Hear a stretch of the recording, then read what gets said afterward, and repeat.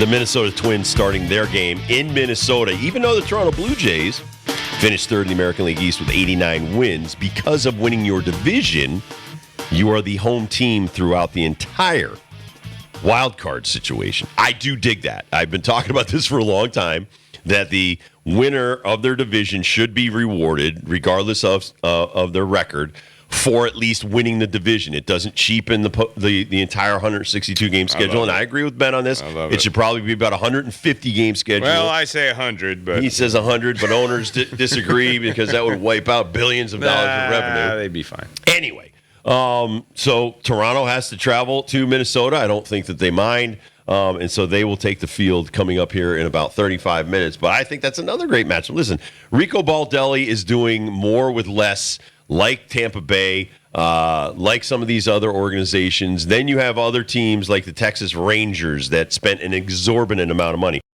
Teams like the Los Angeles Dodgers, they spend over $250 million a year, and they're also probably shelling out another $100 million. They're still paying Trevor Bauer, whatever the hell they're paying Trevor Bauer. They threw a bunch of money at that dude and got rid of him quickly. So a lot of these teams can do a lot with what kind of payroll that they have. But when you look at Tampa Bay, when you look at Minnesota, when you look at even the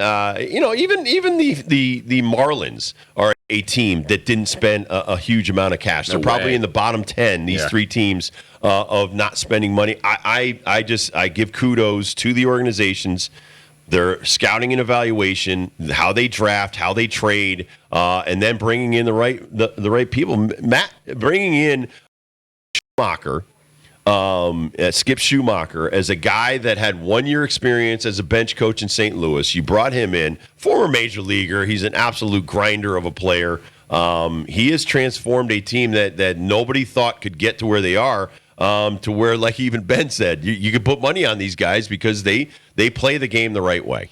You just never know when you get to this point, man. It's all the little details. Like we've already seen at the beginning of this game, Jordan Montgomery, the starting pitcher for the Texas Rangers, had to make a diving play to save a bunt to get out of an inning. There's been a couple of great gems already in the outfield for the Texas Rangers included. Like they have the lead 1-0. And then on the flip side, they had 2 runners on with 2 outs, and then my guy Glasnow gets out of that jam. So, like, these little details, when you have the threat of getting sent home, it is totally in your face now here in the playoffs. And those little details, I think, are what's going to win teams ball games and get them to the World Series. Well, and listen, when Jordan Montgomery was a Yankee, I said this guy should still be a Yankee. I mean, first of all, lefties like him can really, really neutralize a power-hitting right-handed line, especially with his off-speed stuff. They just showed replays while he's pitched already in this game for the Texas Rangers. And the reason why you start this guy in Game 1, and I'm sure Bruce Bochy is saying this right now as a former Major League catcher and a 3-time world champion manager, and he's going to the Hall of Fame. He's going, listen, you have to match up a pitcher that's going to take away the power hitters' stuff. And this is the kind of guy. The Yankees gave up on him. Yankees have given up on a lot of players that have gone elsewhere and had really good careers. The Red Sox, the Mets. Look at the Mets. The playoffs are littered with former Met players that will be taking the field. So it's a question of, and even just with the Mets. Mets gave up on this guy years ago before he went and started playing for the Dodgers. So you look at a lot of these players, and it's really about, after a few years, some guys might not have done well in the minor leagues, or they've gotten a couple years in the big leagues, and you're going, yeah, this guy's not turning into who we thought we would get, and you give up on them. And some pitchers, especially like a guy like Montgomery, then he gets injured. He gets more into his own mechanic stuff, and like you just said, where you pay attention to detail. I can honestly tell you what made Trevor Hoffman a Hall of Famer was an arm injury. Not his changeup. Right. His arm injury made him realize, I'm not pitching trying to throw 95 by everybody. I have to become a pitcher. So when he learned a changeup and he learned to change speeds, he became a major league, Hall of Famer, but he became a unbelievable major league pitcher. Mike Mussina, when he was with the Baltimore Orioles, was under, I can't remember his first name, Miller, the pitching coach, who became the manager. That guy was like, listen, 2-0, 3-1, 2-1, slow it down. He became a pitcher when he started throwing his off-speed pitches in power pitcher counts. That's when he became the most effective pitcher of his era with his stuff. And so when you look around these playoffs and stuff, you're not going to see every guy throwing 98 to 102 miles an hour. You're going to see more guys like Jordan Montgomery or Eovaldi, who changes speed so well, or so many of these other guys that are starting for a lot of these teams. Jose Barrios starting game 2 for Toronto. They change speeds. The toughest thing for these power hitters to hit, and why they hit 220 or below, they can't hit off-speed stuff. Even when they know it's coming, these guys are missing. I'm just watching this guy strike out at Tampa Bay. It was a nice changeup by Jordan Montgomery. So a lot of what you will see during the postseason and why they say, well, hey, pitching and defense wins you championships is because you need the pitching to neutralize these guys that just stand up there, bail and wail. And that's what they're doing. It like golf, you say grip it and rip it. These guys, they can't hit these off-speed pitches, so that's why a lot of them strike out. Oh, the catcher got hit on the follow-through. Beautiful pitch, and the follow-through hit the catcher right in the head. I mean, Montgomery actually bounces this one about a foot in front of the plate, but the off-speed stuff is exactly what you're talking about. 84 mile an hour change-up, strike out. Well, and let me just explain to, like, you had John Smoltz Hall of Famer and Maddox Hall of Famer and Glavine Hall of Famer, and we had to face them a lot when I was in Cincinnati. We're in the same division. Our guys hated Tom Glavine the most. His 90, 91, 92 fastball that he could spot, anywhere he wanted. Wherever. And then turning over his changeup at 80 to 82 miles an hour was unhittable to our guys. Our mostly power-hitting right-handed lineup could not touch this lefty where the percentages would favor righties hitting off of lefty pitchers. No, because that guy is actually making the ball move away from you or cutting the ball in on you. And so pitching is not just about power and velocity, which people that don't know pitching have been screaming for the last 10 years and killing young kids' arms. It's about location. And when you see the postseason, please watch the location of well-pitched games by these major league pitchers, because they know if I try to power it by these guys, they're going to kill me.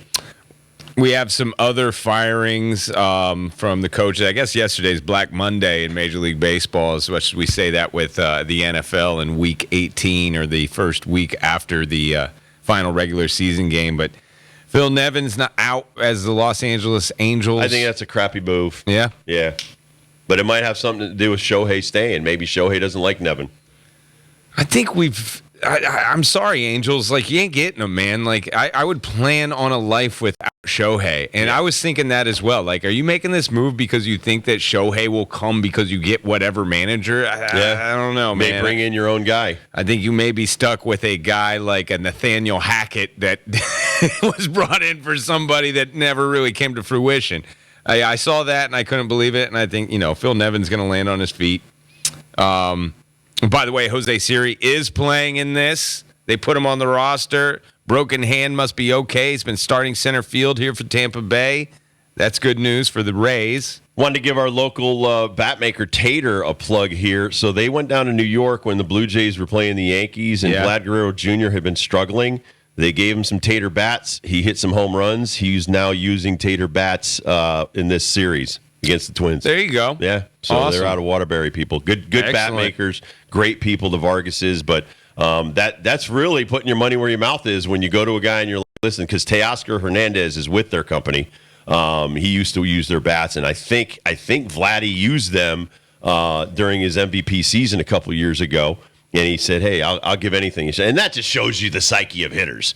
I may be getting millions of dollars by my bat company to use their bats. It's not working for me right now. I need to use something that I could actually hit the ball. You did bring up Trevor Bauer just a second ago. I do have some Trevor Bauer news from yesterday. The former Los Angeles Dodgers pitcher Trevor Bauer and the woman from San Diego accused him of sexual assault. They have settled out of court, and in fact, no money has been exchanged between two parties after the settlement. Oh, so he didn't have to pay her, or was she suing, or was he suing her? Neither parties paid either party the money. Okay. So it was settled. I know he was looking for an apology. Did he get that? I don't know if the apology has been put out there. Maybe it was done behind closed doors apology, but both parties have settled. Now what? I don't know. Listen. I don't judge people. You know me. just because the guy might be a freak off the field. Is Trevor Bauer going to get into the league next year? I don't think he does. I think we allow performance-enhancing drug abusers to have a pulpit in baseball over somebody who is a weirdo in the bedroom. K-Rod broadcast coming up next for Tampa Bay or Toronto, Minnesota. Michael Kay and Alex Rodriguez. Just throwing that in there. Have nothing to do with what you're saying. But you know what I'm saying. And there's still guys in the major leagues that were in the biogenesis scandal. I mean, listen, I'm not saying that Bauer, I'd let him date my kid, but Bauer's 32, by the way. Exactly. I think that guy, he was abusive to a woman. They called him on it. He's been sued. He was never charged with any crimes, and then he was blackballed from the game. Got a bad reputation, I guess. Terry Francona officially retiring today, stepping away from managing. But the one silver lining in this, I think, for Guardian fans is that he's still going to be a part of the organization and still make some decisions for them, which I think is just great to have the guy around the ballpark. But the grind better than anyone else here in the room. Like the 162 schedule for a manager is tough on the body. And for this guy to have all those health problems, we already talked about this when he made the announcement originally. It was going to be a great thing for him, a great thing for the Franconas, but we were talking about Lindor yesterday. Like, what happened to Lindor? He may have got away from Francona. Like, the Guardians have been a thorn in the AL side because of this skip, and I think it's a good thing for Cleveland fans, for everyone, that he's going to be hanging around. All right, we've got, John from Wallingford? Well, we lost John, but he was going to ask about the Braves' chances and what we like particularly. Acuna. That's a simple one. Acuna and their pitching staff. Like, that's why when I look at that and I'm saying, betting with my head when we're talking about that in First Dibs, is like their lineup is so stacked. They have experience. They're lacking a Jorge Soler, which is on Miami right now, by the way. He hit some He was bombs. the 2021 MVP of the World Series, so they don't have that guy. But do you have the Braves postseason roster? Have they put it out yet? I'm not There's sure. rumors Marcelo Osuna won't be on it. Well, they don't play until next week, so usually, so they don't have to put a roster out yet. But I love their team. Like, here's the reason: my Cubs and them last weekend. Like, dude, couldn't they just lose a couple of games? They were down 7-0. They were down 5-0 in the other one. They refused. They said, "No, I know we're not playing for anything, but we just don't want to lose this baseball game." And like, it's great. Listen, I worry about the health of pitching. Fried and Morton finished the season on the IL, I think, for resting purposes, but I'm not in their training room. I don't know how extensive their injuries are, but other than that, I'd be scared if I was any other ball club. This offense had 5 guys have more than 30 home runs. I can't remember a team that's had those kind of hammers on it. Their defense is phenomenal. They work so hard on their little details. Their infield is fantastic. The addition of Sean Murphy to go with Darno, to get these 2 all-star A's that I will call them and allow free.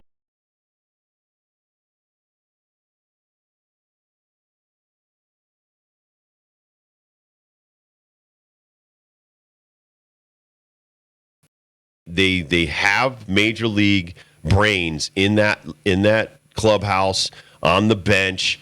I think Ron Washington is one of the most underrated infielding coaches in Major League Baseball. I tell all of my players to watch his videos of how he is with Albies and all the infielders. Great teacher. Oh my God. Great teacher. Eddie Rosario. Eddie Rosario was not half the player since he joined the Braves.